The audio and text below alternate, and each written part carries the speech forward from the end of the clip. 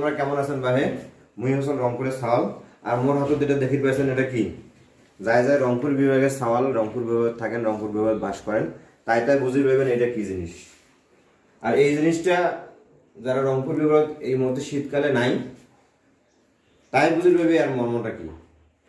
মানে জীবনটা হালাক হালাক হয়ে যাবে। ফাইনালি ধন্যবাদ মোর এখন ছোট ভাই, তার জন্য আমি শাকটা ঝাঁটুক পাসুন। আর এই শাকটা আমি এমনভাবে মিস করেছ, মোর মতন কাই কাই এই শাকটা মিস করেন সবাই কমেন্ট একটু জানিয়ে দিন, কমেন্ট করে জানিয়ে দিন। আর এই শাক রান্না করলে আর যদি আলু ভর্তা হয়, যে খানকোনা খাইবেন আমি কয় আর শেষ করিবেন না।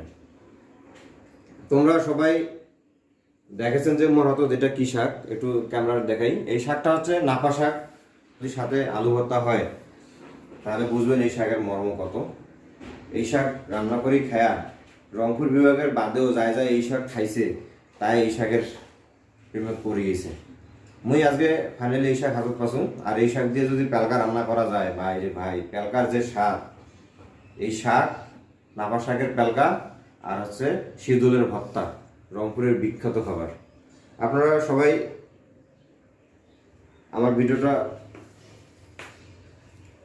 মোর ভিডিওটা আপনাদের যদি ভালো লাগে থাকে অবশ্যই শেয়ার দিবেন এবং কমেন্ট করে জানিয়ে দিবেন কার কার এই শাক প্রিয়।